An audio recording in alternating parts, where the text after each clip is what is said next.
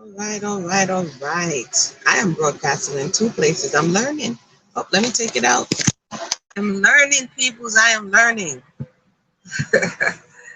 Good to say welcome back once again. Just give me a little second. Let me finish getting ready and then we'll have a quick little conversation. I think I have to get some confirmation, but I think I'm broadcasting to both Facebook and YouTube at the same time. So you guys are going to have to let me know. But one moment, please.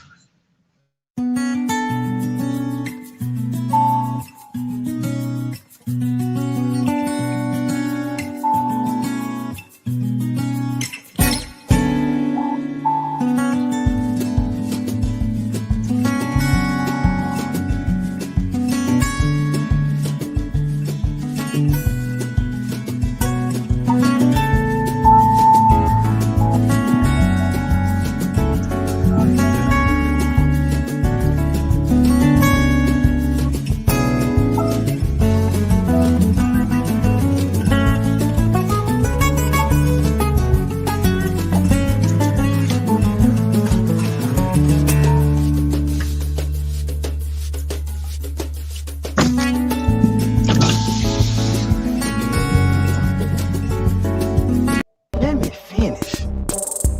Usually girls with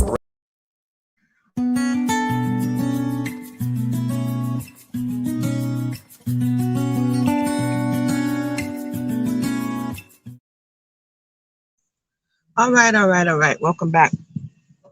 Sorry. I'm broadcasting, I think. So let me know if you're getting it from the Facebook side or the YouTube side. I just had a minute to realize that StreamYard can do both. I pray everybody's doing well. This is Amuna. Welcome back once again. What's going on, LF?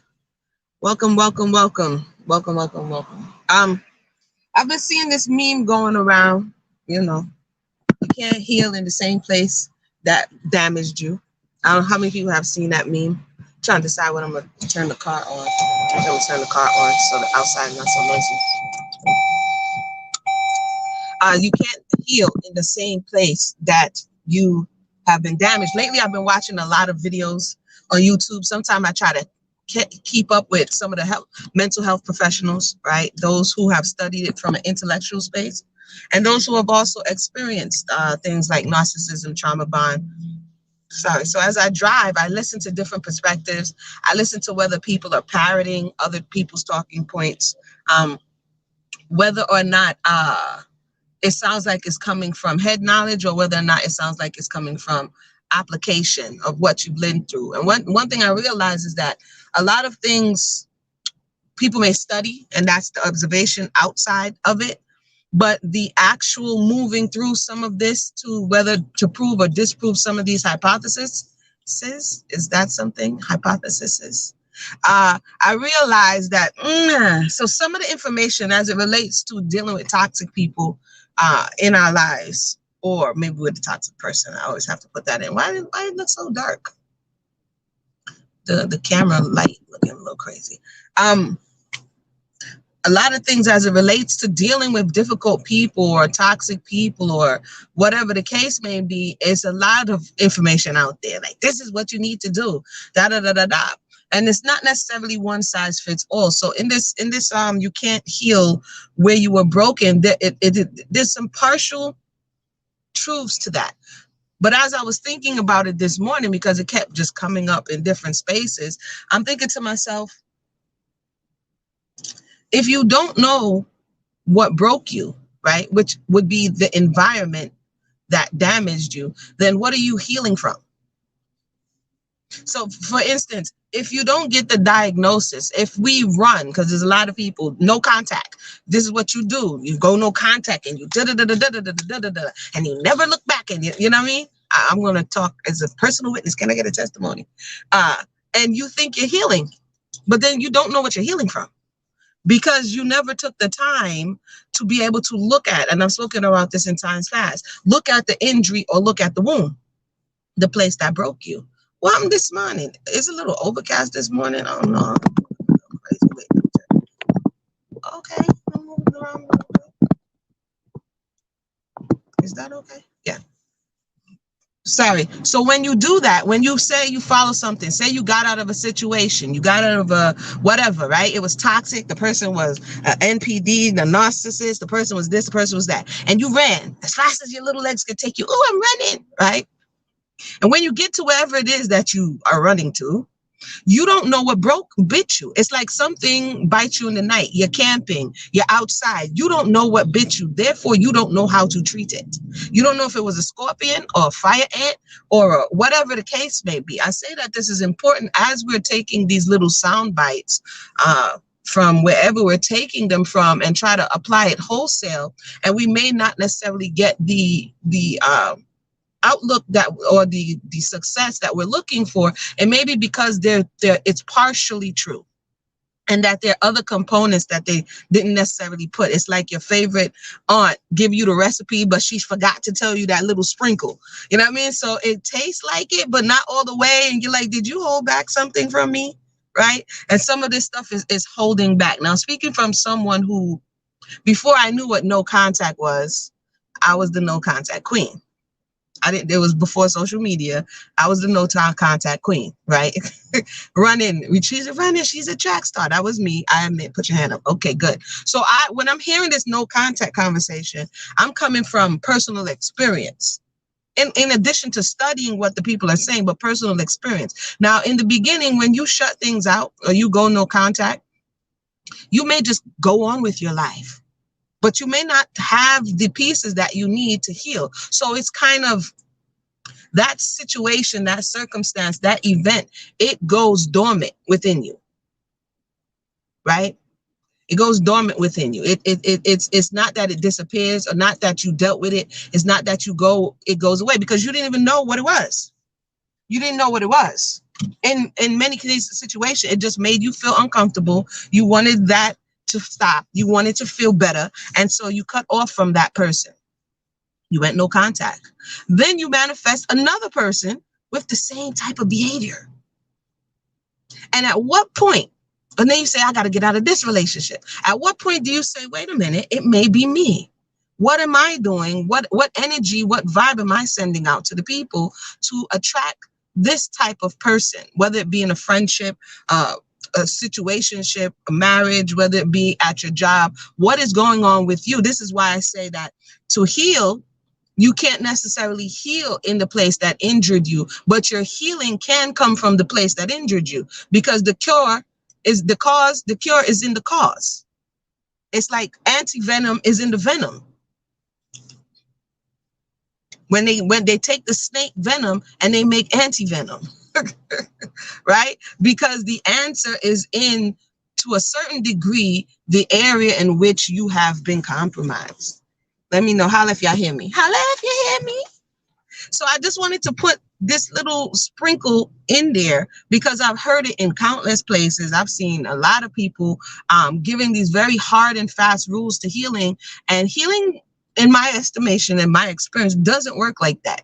It works in waves. You may be traumatized, boom, one time, but the healing from that is not boom, one time. It's in waves, right? Also, as it relates to healing, the body is made to repair itself.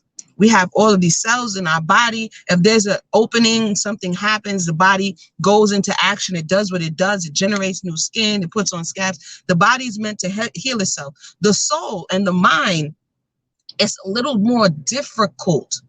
Not to say that it can't be done. It's because it's intangible to a certain degree. It takes a little more conscious effort to heal. Now, there's some people, I guess there's another video, but I'll just talk about it now. Okay, so that's my thoughts on you can't heal where you were injured. You have to get out of the toxic environment. And I agree, if you're in a toxic environment, you're not necessarily able to see clearly because you continue to be re-triggered. But if you're not clear, if you're running from this toxic environment, if you're not clear about all of the places because you're still kind of in the dark a little bit, you're a little bit leery, it's not going to necessarily give you all the answers by being ignorant to what you were up against, what you faced. For instance, when they come in to the triage or you go into the emergency room, they're looking at what is the nature of the injury. what is the nature of the injury? Because the nature of the injury is going to give that person understanding of what could have, a burn is going to be get treated different than a gunshot wound, get treated different than a car accident, get treated different than whatever it is. The nature of the injury is going to determine how you go about healing or how you going about restoring. Whether you need to go to physical therapy or whether you need to go XYZ, you have to look at the nature of the injury. And looking at the nature of the injury is actually looking back at the painful space in which the injury occurred. And I know a lot of people don't want to hear that because, you know, no contact, we just got to run. I'm a runner, I'm a track star. You just got to run. You got to know. It don't work like that. Not in my 20 years of trying to figure this thing out. They have YouTube back then, bro. You know what I mean? It don't work like that.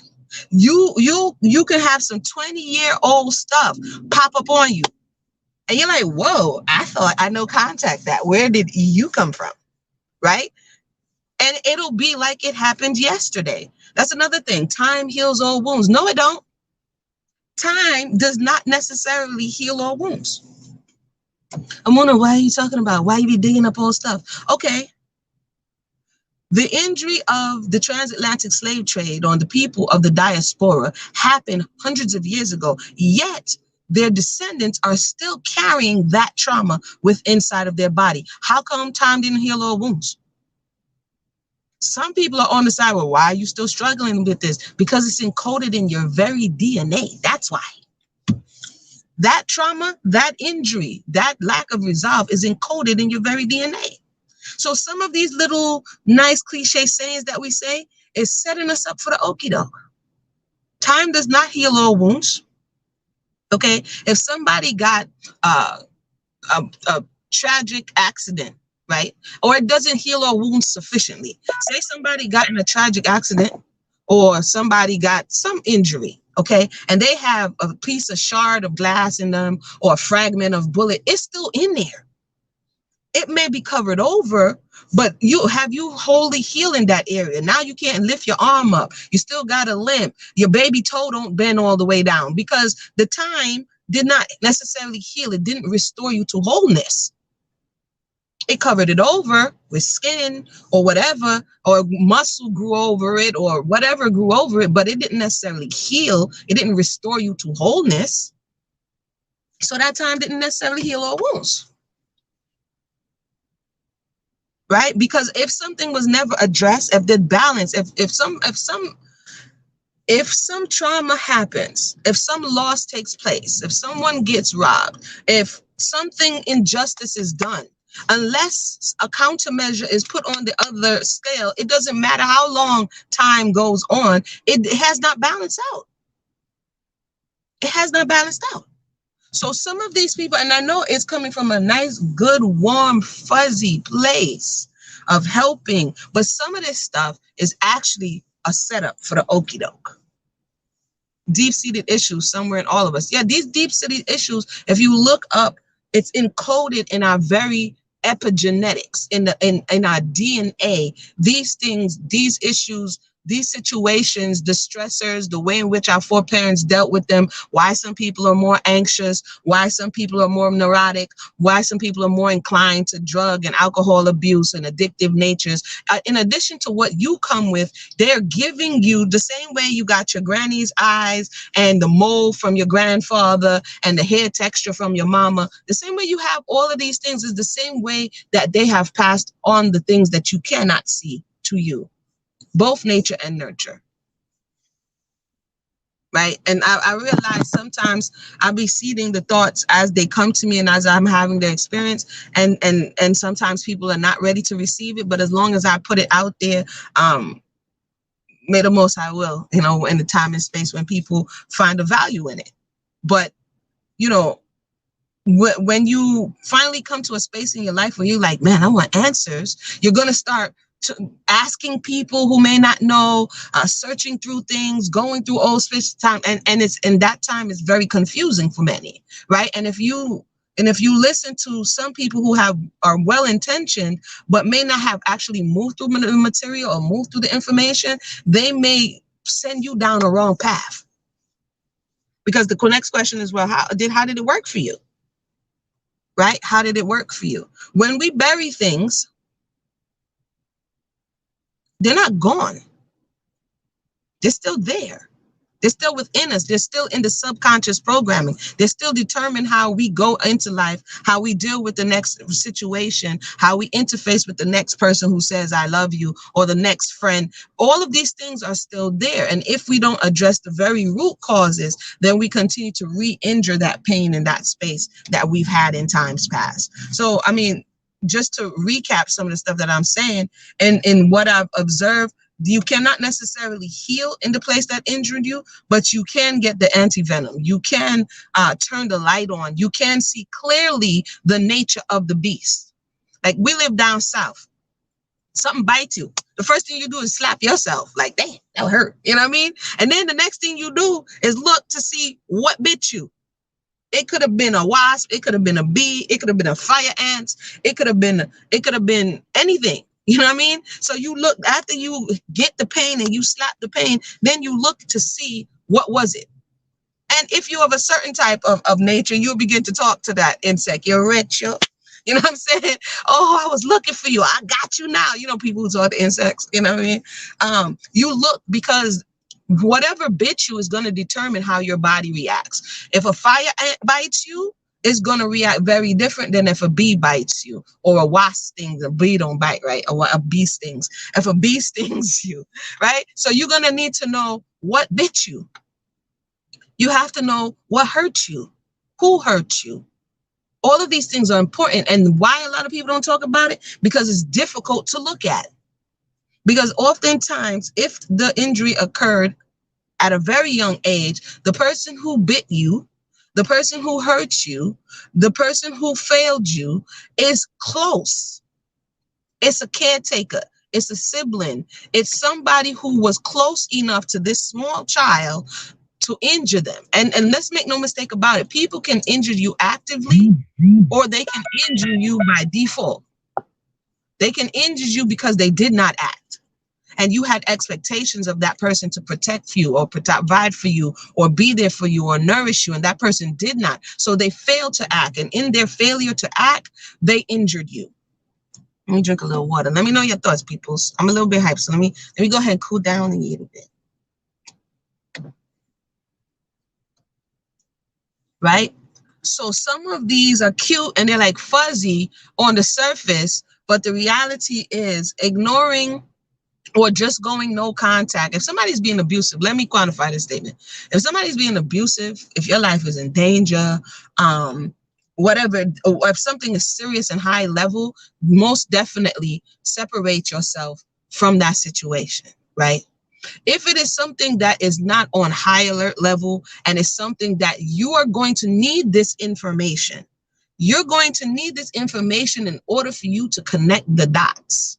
I'm not just all about just making the pain go away. My thought is about restoring yourself to a level of wholeness. You're going to need the nature of the beast, for lack of a better word, of who hurt you and who injured you. What is their modus operandi? Because their modus operandi, especially if you're a child, is going to shed light on why you developed to be who you became.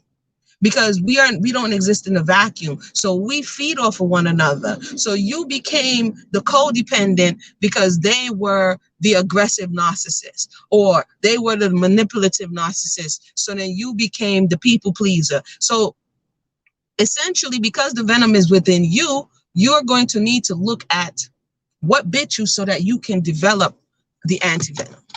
Can you understand what I'm saying? You dropping deep-seated work thought. Yeah, this is you already know. So it may be difficult. It is going to be difficult to look at. It's going to be difficult to look at. It's going to be unsettling, unnerving, right? But we can't go. The thing I realized, and let me tell you guys something. Over a decade ago, when I was struggling. I'm struggling. Right? I'm struggling, right? And a lot of this stuff I didn't know. And like I said, a lot of this YouTube, all of this stuff wasn't on. And I was trying to understand what was going on. And my mother actually, shout out to my moms, she dropped the word, but she just dropped the word narcissist. And I didn't know what that was. But it, to me, in my mind, it was like, ding. So I started researching everything. But that time it was blogs. Who remember that? So you have to read through all the blogs. There wasn't even all these videos. You had to read through all the blogs, and you had to, go through the information and see what people were saying, and, trying to wrap your mind around, okay, what am I experiencing? If you're dealing with a highly manipulative person, I'm just going to stay in that space, right? Sometimes they will make you look crazy, and other people the people who you may know, who you're trying to speak to, they may agree with the other person, and you'll be the odd man out. Like, you're making things up. Why? Because if you're dealing with a highly skilled manipulative person, that's the way it's set up. The gaslighting is for you to react so that other people can think that you're crazy. Meanwhile, they're the one who's provoking you under the quiet, like they would say, right? So in that situation, because you can't necessarily put your finger on it, and because there's been so much mind games, you may continue to morph, and continue to do all of these things to try to make the situation better or make sense of what's going on. And in some cases, people have said that it makes them feel like they're going crazy. Pastors can gaslight you. There's a lot of pastors pastors are narcissistic people, are professional gaslighters. Absolutely. It's one of the tools in their arsenals. Okay. But here's what we don't understand. It's not only just, or we do understand, it's not only just in relationships with intimate partners. It can be your pastor may be a narcissist or have narcissistic tendencies, because everybody's not a narcissist. Some people may lean heavily towards narcissism or other issues, psychological issues. It doesn't just have to be narcissism, right?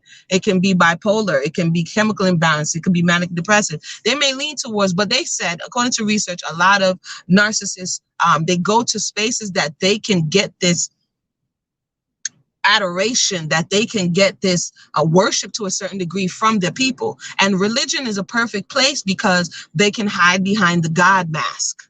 Right. And so oftentimes narcissists put themselves in this seat because the people come to worship the creator or their God. And then the narcissist takes all that love, that adoration, pastor, and they boost their ego. They boost themselves. Right. So people who want to that's attracted to power hungry, that may be one of the driving factors. So you can be gaslit. Oftentimes pastors gaslight their whole congregation. They do it to get money. They do it to guilt trip the congregation. They get other people's information. Then they make a whole sermon about you. They'll be talking right at you. Not just pastors, leaders, mores, teachers. They'll be looking right at you, gaslighting you in front of, welcome to those who just joined us, of everybody, because they want a specific result out of it. Right. And they hide it under the guise of, hallelujah, the Spirit was talking tonight. You're like, really? The Spirit was talking tonight? John, don't trouble me today, John. You notice I haven't been doing video. I just learned how not to have to do double work by just broadcasting to YouTube and Facebook. So I'm coming along, John. I'm coming along. So I wanted to just share that word that you can't necessarily heal. You have to get out of the toxic environment so that you can detox, but realizing that the need to detox is because that toxic environment is now within you. This is why the word detox. If you inhale toxins from your environment, drink toxins from your water, do all of these things, then that toxin is in you. So the need to detox now is because you have acknowledged that you have absorbed this energetic toxicity. And if you don't know the nature of it, I've always told people just in my research and my application that detoxing is something that if you don't know the nature of detoxing, you can injure yourself. This is why some of these videos, I'm like, the nature of detoxing. Let me just share and I'll read your comments and questions. If anybody has anything to say, let me know. I'll drop the link and you could come on. But the nature of detoxing is that it's an order to it. Right? In the same way, if you apply the physical things to the unseen, then we could kind of understand why you have to kind of connect them. Because check it out. If you're going to do a physical detox, let me ask the crowd, because I've said this many, many, many times. If you're going to do a physical detox, what's the first thing that has to be what has to be the first exit that has to be cleared? The first place that has to be cleared for a physical detox. Can anybody tell me? Put your hands up in the air. I'm gonna used to talk about it all the time. I don't talk about it that much no more, but I used to talk about it all the time. What is the first place that needs or organ that needs to be detoxed before you go about full body detoxing? Or you're gonna poison yourself. Your colon. Your colon has to be clear. Because when you're detoxing, the thought is that where are your eliminatory channels? Where in which the bowels? Thank you, LF. Where are you going to be eliminating? Elimination. You eliminate through urine. You eliminate through your skin. You eliminate through your bowels. So if you don't, if you are, some people used to be like, oh, can I detox? But I'm constipated. I'm like, whoa, no, because you're going to poison yourself. You're going to back up your system.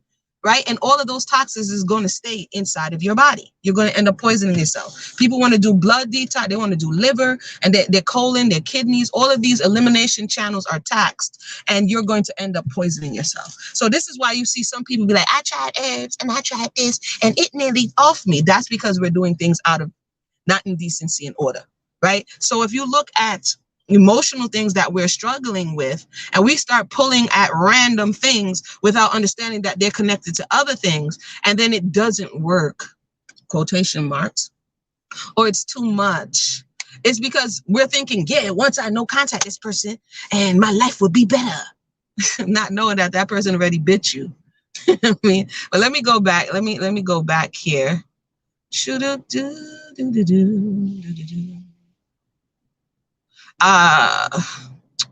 Lisa Romano Breakthrough talks about narcissistic people all the time. You need years of therapy if you date one. Oh, yeah, more than years of therapy. But the reality is, there are many therapists, and even therapists will say not all therapists are aware of this specific type of disorder and dealing with it and healing from it. The reality is, if we oftentimes a highly empathetic person, a codependent person, or another narcissist is who are most inclined to get in relationship with narcissists. And then you say, well, how do you become either highly hypersensitive, highly empathetic? How do you become codependent? How do you become a narcissist? That's childhood. See, all of that goes back to childhood. The reason why you attracted oftentimes and materialized this narcissist is because their energy was familiar to you. Right. So you have a deeper problem than the injury the narcissist did to you. The problem goes before that narcissist, which is the original person or toxic energy that was around you that caused you to be more inclined to go towards that person. So oftentimes we try to heal from the adult narcissist that we may be in a relationship with. And if we were to just go back, then we can understand it at a greater level. And then all of that stuff will begin to unwind. Love you too, sis. Thanks for tuning in. LF says, how do I examine the cause of my negative behavior when even thinking about it can cause it? Some things I have no idea how to deal with, but ignore it. So let me go back. Let me see. Let me share the link, first of all, because y'all know me. Sometimes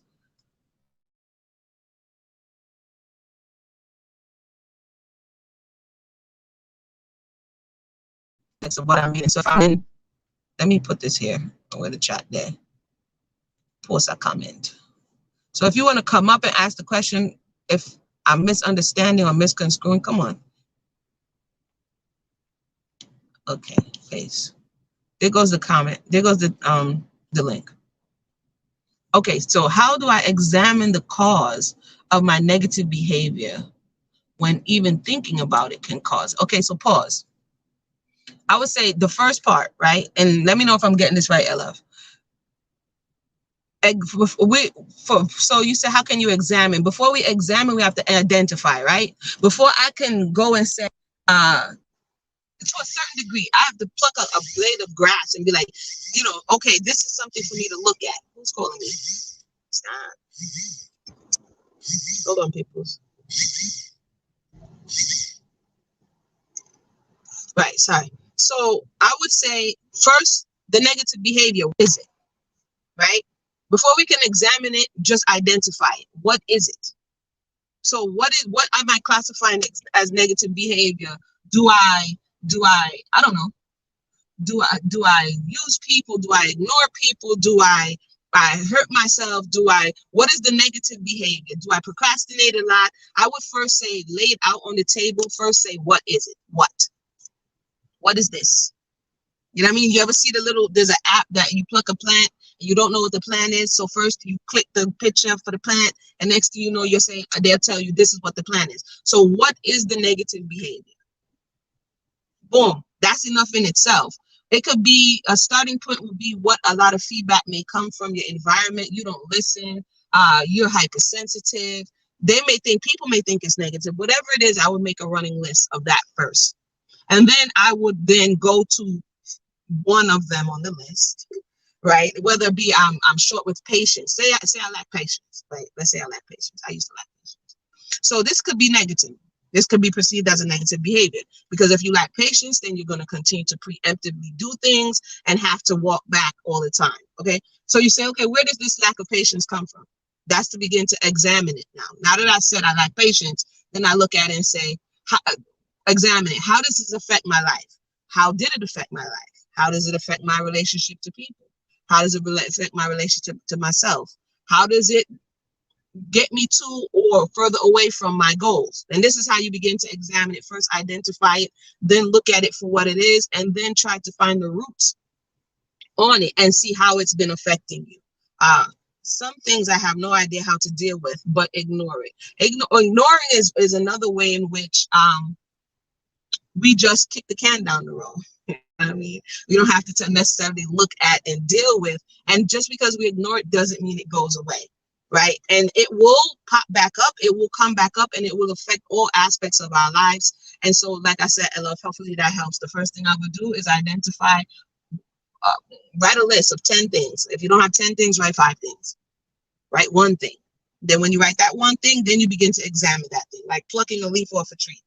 You pluck it, you look at it, this is curious. I see red veins, I see ripply edges, whatever it is, right? And then that's how you move through. And then if you want to know more information about it, then you say, okay, lack of patience or procrastination, what is the deep-rooted cause of this?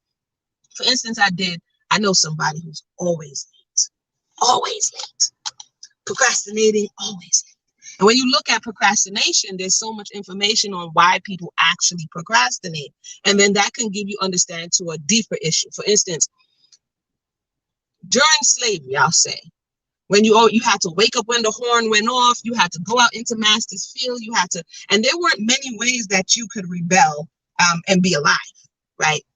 So many people, they say CPT time, many people develop this procrastination, this minute, minuscule types of sabotaging something. Maybe I won't go there on time, or maybe I'll get there when I get there, because now there's a resentment for someone else always making demands on your time.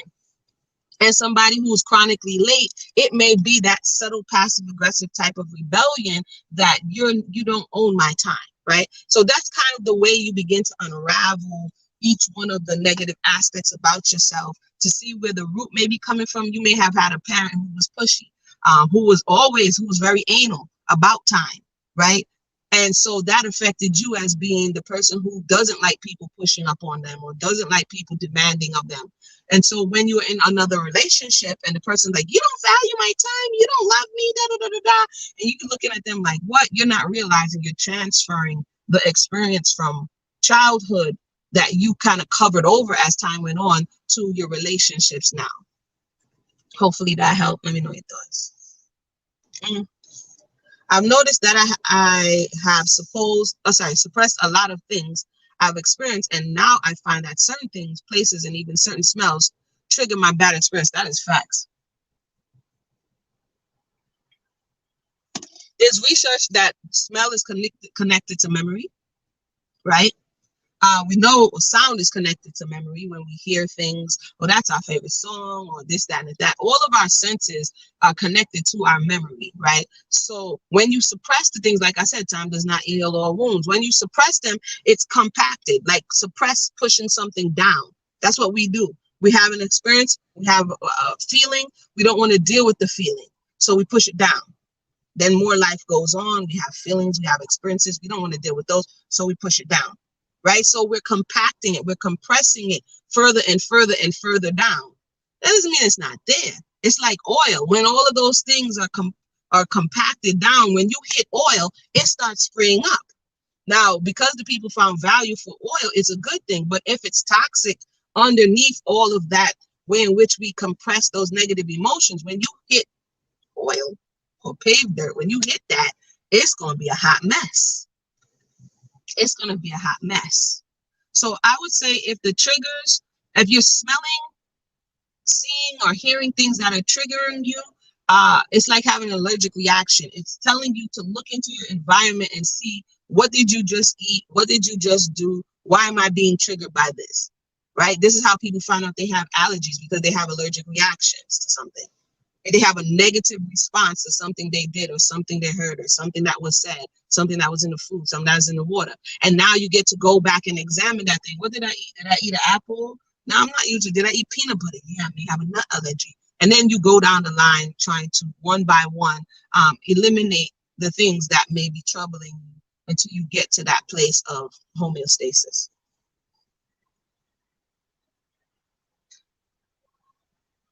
John always swears that professional therapists can answer things most thoroughly. John, let me say this to you. John said that in more than one occasions. There's some people who think only professional therapists oftentimes can answer things more clearly, to the extent that they understand things. Understand this. If the professional therapist is implicitly biased, they're not necessarily going to bring you to the location that they don't even know the destination for.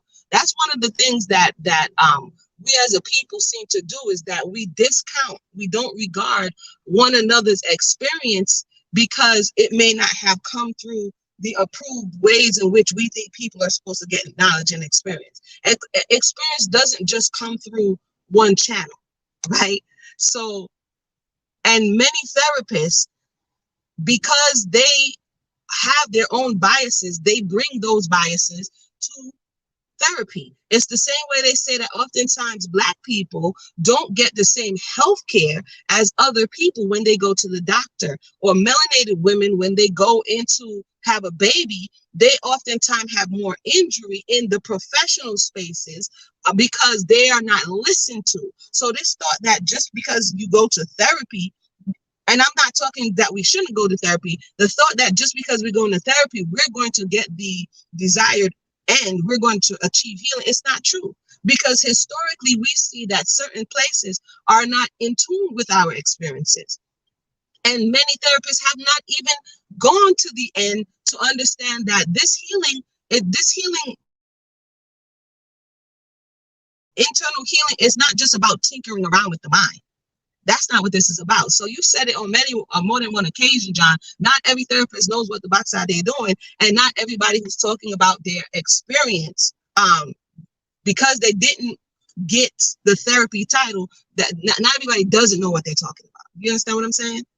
Because there are many malpractice doctors out there who technically are supposed to know what they're talking about and really don't. So, John, you've been saying that a number of times. Yes, people need ongoing support systems, but the reality is that it can go beyond therapy.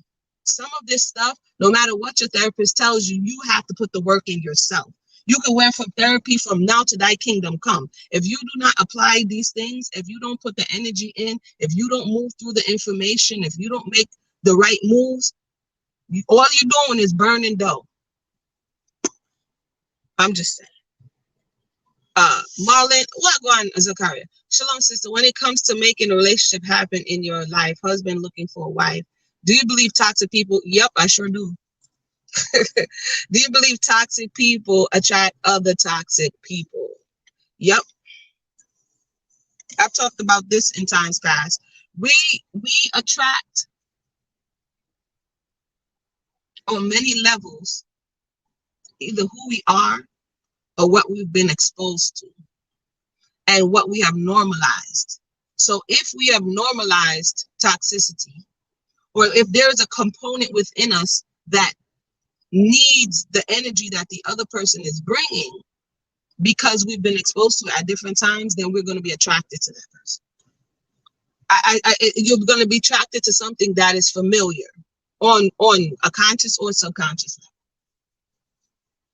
So for instance, I've used this in the past that you may go to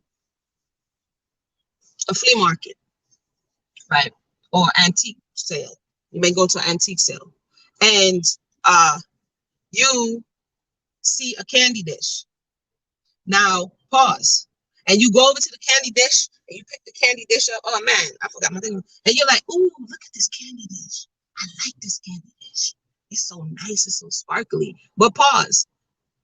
You're not connecting the fact that your grandmother, remember back in the day, she used to have this candy dish on the center table and she used to fill it with candies, those little strawberry candies with the pink wrapper with the little green top, right? She used to fill it with mint, and she used to offer me one after dinner, and it made me feel so good. So you're connecting that familiarity of the candy dish that looked like your grandmother's with this one, with your experience with your grandmother. And because our mind is associative, if it's a conscious memory and if it's a good memory, then it gives you good feelings. But if it's a negative memory and you kind of disconnected or you buried or you suppressed, you may attracted to it, but you don't know why, because on the subconscious level, you're attracted to this thing. You understand what I'm saying? So you may be like, wow, this is curious. Wow, this is nice. You're not remembering that the person who used to abuse you used to have a candy dish, and every time they used to abuse you, they used to give you the candy, right? Because you push that one down. But you're still attracted to it on a subconscious level, like, this is nice. I'm gonna buy this and bring it home. Right? I'm gonna take this home. That's how we are with people. It may be like, you remind me of my dad, or you remind me of my grandma. And if it's good feelings, then you and that person may get along well. But if they remind you of something or someone or some experience that is going to make you feel the pain, the hurt, or whatever else you felt before, you're going to be attracted. But in the beginning, it may not be like, oh, run. You know what I mean? In the beginning, it'll be like, wow, this is an adventure. This is curious. I wonder what's going to happen. And then when you get in it, you're like, why is this person making me feel? Bop, bop, bop, fill in the blank. Right? On another level, you may attract, for some may agree and some may not agree, you may have some type of karmic debt to the third and fourth generation. So it may not be something you experienced here, but within your genome, within your DNA, there is some debt. There are some words that were pronounced. There's some debt. There's some intergenerational debt that's waiting for somebody to pay up. So somebody may be like, well, nothing ever happened to me, and I was never abused, and da da da da da da da da da. And you're like, why is this happening to me? Because the Most High said He will revisit the iniquities to the third and fourth generation. Therefore, some type of karmic debt will attract this type of energy so that you can experience whatever it is your foreparents did on the other hand. And so you are their progeny in the same way you get the inheritance for work that you didn't do. We that type of people. People in general, humans. Yeah, I want the inheritance. You know, I didn't lay a brick, but my grandfather did. So, you know, this is my house. You know what I mean? I didn't plant a tree, but my grandfather did. So these are my mangoes. So on the good side, we think, yes, inheritance is due unto us, but we don't think that we have to repay debt to a certain degree, not die, but repay energetic debt in the same way you get to reap the benefits of trees you didn't plant. How make it make sense? Just weights and balances. Just weights and balances. I put the link up there.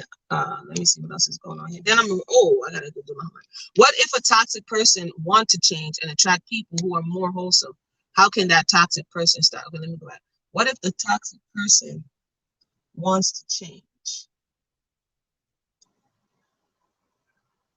You may attract people who, the toxic person has the ability to attract empathetic people, empaths. Because empaths are attracted to toxic people because empaths want to fix broken. They identify with energy, and oftentimes if they have issues, they want to fix that person. So you may attract, a toxic person can attract the empath because the empath is looking to heal the world, and the toxic person is looking to give the empath something to heal, right? The fact that you're able to attract the empath, it's again, it's like that synergistic energy, but it doesn't necessarily mean that the toxic person is ready to heal or wants to heal. That for them to start, they have to again identify in them what is toxic about them. What is toxic? What are they doing that is toxic? And how is it? Because if you say, hey, you're eating too much, vitamins are good, but if you take too many, then you can cause toxic shock to your own system. So what are you doing that is toxic for that person who may be toxic? What, because toxic is another word, they spraying it like pumpkin. Everybody come on through, you're toxic. You know what I mean? So the toxic person may just, they may feed off the empath's energy and they may not really want to change. But if they do want to change, they need to step back and assess themselves. You know what I mean? They may need to step back and assess themselves. So that's my thoughts. Hey, my first simultaneous broadcast. I am pleased. Hopefully you received this transmission good and well. If you have any more questions, feel free to share. Each one help one. You know, there's such things as group therapy. There's certain things as self-study.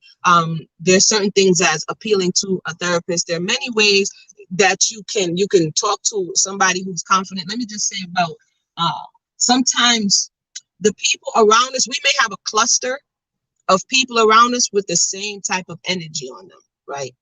So you may have attracted over and over again the same energy in different people, in your best friend, in your neighbor, in your aunt, their favorite cousin, right? You attracted this similar energy. So in this cluster, you may be getting the same feedback. And you may think that it's you. Welcome to those who just joined us. You may think that, why am I not getting anything? Why am I not getting anywhere? And why am I still hearing back the same information? It's because those energies clustered together, and there isn't another perspective in that space. And because it was comfortable for us, listening to somebody who may approach things differently, have a different take, may not be as comfortable as those familiar spirits or those familiar people that we're used to. So sometimes it takes being brave enough to move outside of that and getting another perspective or another point of view that may not be familiar or comfortable, but is necessary for us to move through that ditch that we may be in. Truthful perspective. Can you speak on the energy center colors? For example, I'm more green or blue, so I would need more red in my character around me. There's a connection, and I know there's a lot of miscommunication and understanding about energy centers, or some would say chakras, and some would say witchcraft, and some would say, you know, new ageism, and some would say a whole lot of things. So truthful perspective is asking, speak about energy centers. I'll give an example.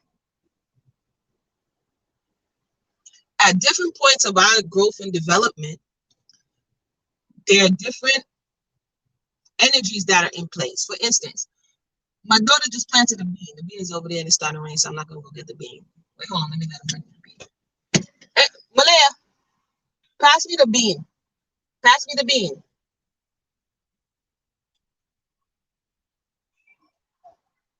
The bean, Malaya. The bean. Only the bean, bruh. Pass me the bean. The bean? The black bean. I know it's sprouting. Why they got to give me all of this conversation? And then pass me the oregano, please. The oregano. And then put them in the rain so that they could get rain. What's mommy doing? Da, da, da, da, da, da. You see these ones here? Thank you, love. Thank you. They're wondering what I'm doing with the plants, right? Okay. Because I want to talk about energy. I'm not going to pull up Mr. Bean, but Mr. Bean, okay, has within him all that he needs at different phases to go through his life cycle. Would we agree? Yeah. So when she planted, I told her to plant it. When she planted the bean, within it was all encoded, all the genetic information that it was going to need to get his first leaves, because this is what he has now. He has his first leaves to give his roots, right? So when to me, in my study and understanding, when we talk about energy centers, it's what energy is most dominant at different phases of your development. So when in the first few days that this bean was put into the ground, all of the energy went into roots. Can you understand what I'm saying? All the energy of that plant, of this plant, went into firmly establishing itself in the earth, literally. See, I'll take it out so you can see. Okay. Oftentimes, the roots of plants are either white, you may see them being brown, you may see them being red.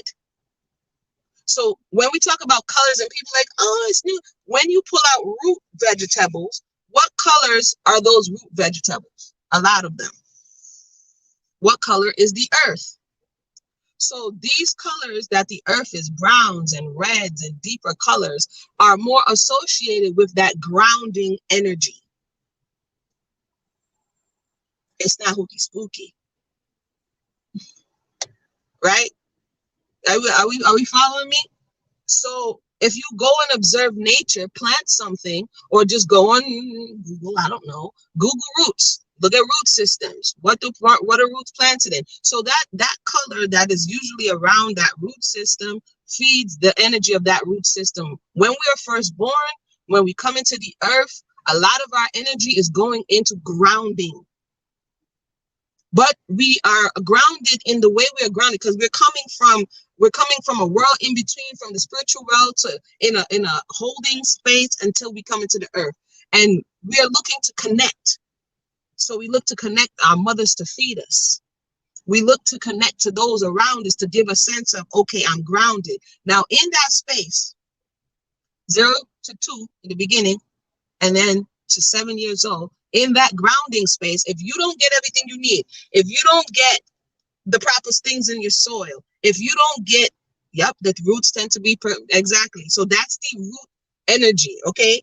If you don't get the things in the soil that you need, if you don't get the proper sunshine, if you get too much rain, it affects the leaves and it affects the root system. In the human being, in the plant, the other day, it just started tearing up rain. So just like I told, and some are white, right? I just told them to put it in the rain, right? So it started raining and it was raining hard. And this is a seedling. And my daughter starts like, Mommy, the rain is too hard for the plant because the plant has not grown up enough to withstand that rain and too much water. Hey, greetings from Ghana. What's going on, Ghana? Too much water in the system at such a young stage is going to spoil the roots. So too much of anything and not enough of what we need as children compromises our root system, our internal root system, as the soul is growing. Yeah. As you go on and you get your first leaves, you get your first teeth, and you get your first walking, and you get your first, all of these things is starting to show your strength. And your energy now, after you establish your roots, just like the plants, is going into growing you up now. That's why they call it growing up, just like plants grow up. It's going into growing us up. And then when it gets to, they hollered about the oregano, and then I'm going to give it back because I don't want no dirt up in the car. When it gets to a certain stage, we say, what do we say the girls are doing? It's their flower. So now a lot of the energy is going to go into making sure that this person, this body, this energy has the ability to reproduce. So the creator gave us the ability. So now in males and females, that energy moves from establishing your roots, which should be secure. And if they're not, you're going to have problems. It's going to lead to you having problems now in the next space, which is reproduction. 7 to 14, you start developing feelings and emotions for the opposite sex, and you're looking to reproduction and reproduce. If you were compromised in the root system, you're going to be compromised where? In your ability to reproduce. If this bean is compromised in its root system, then when we look for the flowers that will bring the beans, there will be a problem. So then on these, I'm trying to see the flowers. The flowers are starting to come. Okay. And that's showing you that it's going in its next phase of life and development. So it is with we the people. A lot of the stuff we can identify with physically, but that soul work, that inner person, because we can't see it with the naked eye, we think, oh, it's some crazy blah, blah, blah.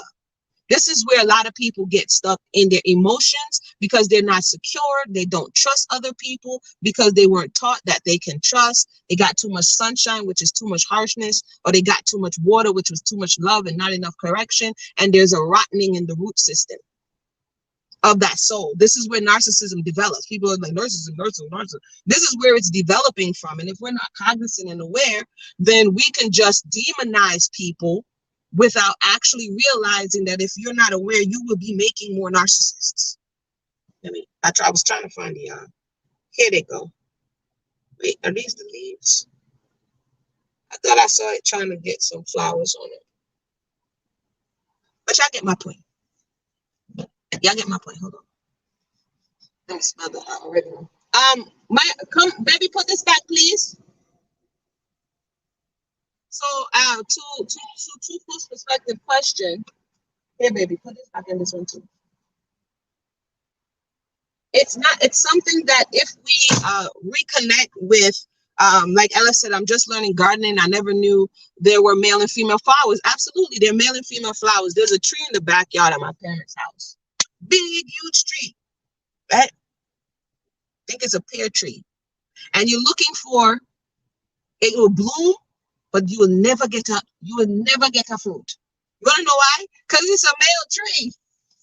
It pollinates the other tree. So this tree is big, it's huge, it's big, but you will never get a fruit because it's a male tree. It said male and female created he them, you know. This is why a lot of people are right now trying to mix up this gender conversation because they're going to the root. It's not just mixing up gender. If you cut the root, if you make it seedless, then it will not reproduce.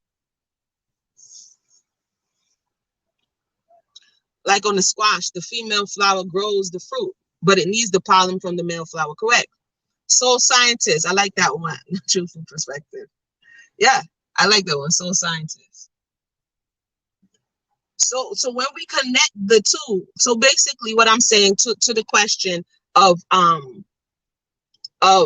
what some people may see in Eastern systems as the chakra and this body, we pull energy up into our body from our environment. The first thing that a child does, if he's allowed to or she's allowed to when that child exits the womb, is looking for the source of energy. Where the child's eyes could be shut. That child knows instinctively, I need to look for a source of energy, that mother's breast. And if you don't have to instruct the child, this is how you suck, unless the child has some type of impediment.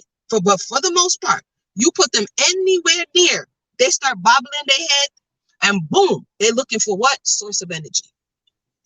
So instinctively, when we come in the earth, we're looking for this source of energy.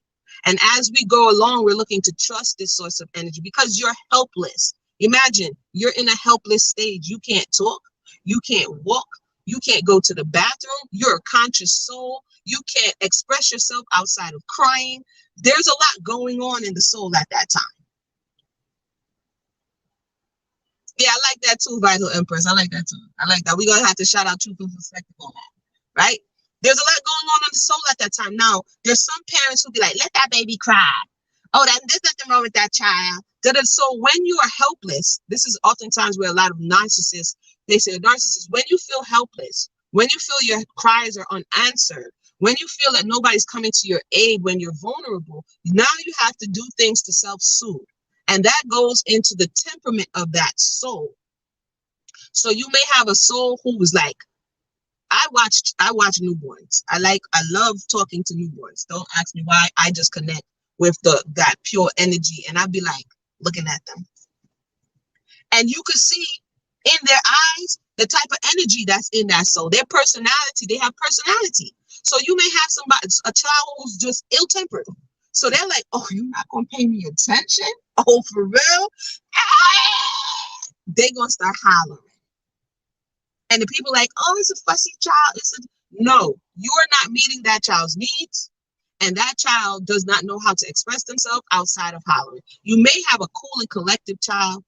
They may be uncomfortable, but they decide to suck their finger, they suck their wrist, they put other things in their mouth. They be like, yo, I don't even got the energy to call this joker. Whenever they come, they come. So people don't realize that how you're interfacing with this child. There's some people here, because children are a nuisance, or you need your love life, or all of these things, don't put the child in the bed. The people are looking for, although some people OD and like roll on their children, I'm not talking about that, but there, especially in this culture, that's looking to rip apart that bond really quickly, like ripping the child away from the parent that quickly. Let them learn to be independent. Bruh, the child is like 6 days old. What are we talking about here?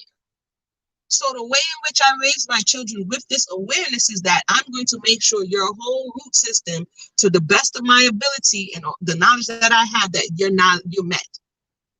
I'm not, you can drink titty for as long as you want, right? So you feel secure, because here's the things. Once they feel secure, once they realize, hey, I called, this person is here. If I need something, they attend to me. Like I told you guys the other day, I'm not going to stuff a pacifier in your mouth. I need to know what's wrong with you. I need to know what's going on. And if everything is good, then you should be in a state of peace. You know, you're secure. You know, nobody's not hurting you. But a lot of us didn't get that. It was 3 months. Mom had to go back to work. It was 6 months. Stuff the pacifier in your mouth. It was babysitter to daycare, and the child is disoriented. They don't know who to trust. They cannot securely attach to anyone because that person is always going away. That child doesn't comprehend, oh, mommy has to go work a 9-hour shift and I'll be back. That child doesn't know that. All that child knows is for a long length of time, this person who's supposed to be here and present for me is not. And then all of a sudden they pop back up. Subconsciously, that stuff is going in the mind. It's like water seeping down lower and lower. And so you begin to expect that of people. They're going to abandon me, and then they're going to show back up, and then they're going to be all smiles, and then they're going to disappear again. And if you had that type of exchange with your parent, it becomes norm to you. I remember I saw one of my family members' son. I mean, he had like panicked. And I'm just looking like, yo, can't we see that this is how this child is processing? I have to go. I'm not talking about a grown child. I'm talking about when they're small and they don't have all the words to put together, but you as an adult don't have the words to put together. All of this affects us. 6 weeks maternity leave, go back to work, leave your child. 6 weeks. Don't give the child breast. Don't let them connect. Just stuff a bottle in their mouth, huh? All of this affects us. You understand what I'm saying? So that affects the root system. All of those things. Another thing that affects the root system. I said I had to go. Yeah, I'm out here doing the thing. It's like 1 hour. Okay. So another thing that affects the root system heavily is potty training. This is going to determine if the person becomes hyperanal, hypersensitive, obsessive compulsive, all of these things. Because why? If the parent has no patience, if it be the male or the female, if they chastise the child, when the child is learning to control their bowels, okay, this is a process they have to learn. It's a muscle. If you chastise, if you berate, if you allow it to go too far, like you 5 and you doodle in your diapers, whichever side of the spectrum you fall on, this also goes in the root system of the child's mind. Okay, it all goes in there. Like, okay, I'm not allowed to, you know, oh, you stink, or you're nasty, or whatever it is that parent, whatever hang-ups that parent has, they project that onto the child, and the child internalizes it. So understanding that body training is another space. The first few months of breastfeeding and making that child feel comfortable and aware and okay, that's heavy. And the next, you know, when they're learning to walk and do things for themselves, all up in that 0 to 7, I can't even just pick a specific space. All up in that space is very important. And when it comes for them to learn to use the potty, positive reinforcement, letting them know where it is and what they can do, and all of these things are very, very important, because it's part of how we feel about ourselves. Because that also leads to, in some people, constipation. because they feel like I can't let things out. And emotional constipation. I'm not free to let things out, physically let things out. So I have to hold it in for me to be acceptable. And people will tell me, yo, I've had constipation my whole life. And I'm like, say a word, tell me more. This is what I'm talking about going to the core of whatever the injury and wherever. That's why it's helpful to know where the injury occurred. Because if you say, man, I remember I was about 9 years old, boom, stop. Then when you look at what is supposed to be going on at this time, and then you can understand where you may be stunted in your growth. I love how nowadays they call it attachment parenting. I know, it's just called parenting. You know, when I went overseas, when I went to Ethiopia, what are these people doing? And I had a stroller because before I left, I had a baby sling, right? And you know, they put the baby on their back and, you know, and on the continent and strap the baby in. And I was always like, why the baby head? You know, I'm walking down the street and the people baby head just swinging around. And I'm like, oh my goodness, the baby looks crazy. Like, so they're like, what are you doing? Because I would put the baby on my front, right? But they would put the baby on their back so their hands would be free to do what they had to do. And I would put the baby on, but I would put the baby on my front so I could see the baby, you know, make sure the baby is okay. So they thought that was weird. And then one day when I bust out the stroller, they were through. They was like, what's that? Like, what is this? The queen has come to town. So this thought about being detached from your child very early on is also part of the problem why the souls are not getting what they need to grow successfully to the next stage, right? The husband or the father of the child who helped make the child, oftentimes when a new soul comes in, that man may feel displaced. And because that man may feel displaced, he may, in some cases, should make you to choose between the newborn, which it is your job to make sure this newborn survives, and meeting his needs. That's a whole nother conversation. I ain't gonna go over there today. I might go over there another day, but we're so disconnected with the way things are supposed to be. We are. We cannot ignore the baby's cry. No. Correct. Exactly. We're teaching them that they cannot rely on us. And now I would talk to them because they can understand. I am of the persuasion that children can understand, even if they don't have the words to verbalize. So what's wrong? Are you okay? And they'll let you know. Maybe it's gas. Maybe they just have to burp. Maybe they're hungry. Maybe they're wet. And then when you do all of those things, maybe they just want to play a little bit. Maybe they just want to know that you're there. You know the personality of that child if you watch them and if you're present, but oftentimes we're distracted. Oftentimes we have stresses, financial, relationship. Oftentimes the child is an appendage, just hanging on. You know, the mother's arguing and the child just swinging. That child is just like a teddy bear in your hand, and you're not really aware that all of this that you're creating around them is what is settling within them and what's going to come up later in life. I'm around down now. I watched my grandson from 3 months to 3 years old. I had explained to his parents that before I moved to my new place, put him in a daycare while I was there. He's having abandonment issues now. Oh, wow. Wow. I'm sorry to hear that. Yeah. He's like, where grandma at? You know what I mean? He's probably looking like, huh? Like what? Even at 3.5, yeah, 3.5 years old, he's like, yo, I had a routine. I knew what Nana was going to do. I knew when it was nap time. You know what I mean? And now he's like, who's these people? And they tell you, oh, the child needs to socialize. I'd be like, the 1 month old needs to socialize? Well, who the 1 month old needs to socialize with? So now people be like, oh, your children are so well adjusted. Oh, they're not. I said, what kind of children are you guys used to seeing? One guy told me the child would be on top of the display. The parent can't hold or rein the child in because they don't feel secure.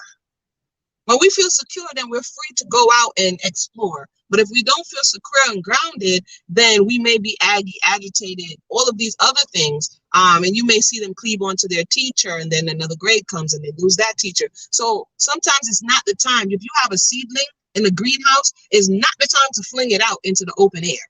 The reason you put seedlings in greenhouses is because you want to control that climate and that environment until that plant is strong enough to withstand the outside environment. Just my thoughts. Oh, run a commercial. You right, LFL. I got a shout out to all of my supporters. Thank you so much. You support the Yummy Cottage. Thank you, LF. We dropping nothing but knowledge. LF reminded me because I'm the type I'll forget when I get into the group. Hold on one second, you guys. Let me run a commercial. But y'all want some soap? Go over to the Yummy Cottage, y'all. I'm gonna run a short little commercial here. I'll be right back.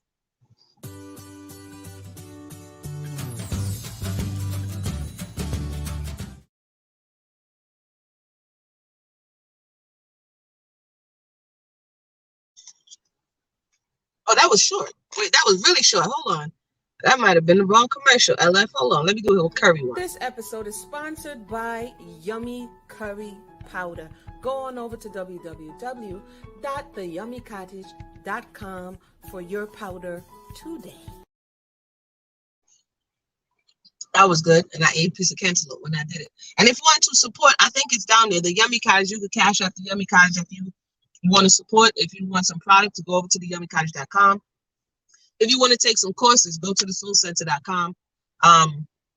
And if you have any questions or comments, feel free to drop it in the box below. Hopefully you enjoyed this. A lot of these conversations is free flowing unless I'm really like doing some research that I want to present. It's just stuff that has been on my mind. I've been meditating on things that I think other people can benefit from as we move through this life together. You know, each one teach one. We can learn from one another, right? Big ups to the Yummy Cottage. Thank you so much. And we also have soap now. So if you go to the beauty care side, go over to the Yummy Cottage beauty care side. We have the soap. We have other things that's coming. So with that said, thank everybody for tuning in. I like this, so I don't have to re-upload and do all the things. I'm going to go do my homework now. I pray everybody have a blessed day. Enjoy. Love yourself. Love your children. Love your husband. Love your wife. Love your family. Tomorrow is not promised. Work through the issues that you may have, although it may be difficult. It's going to be uncomfortable, but that's why we're here. We're here for soul growth and improvement. And Earth is just a testing ground. May we all pass. Like I want to pass this college algebra. Everybody have a blessed day. We'll talk again soon.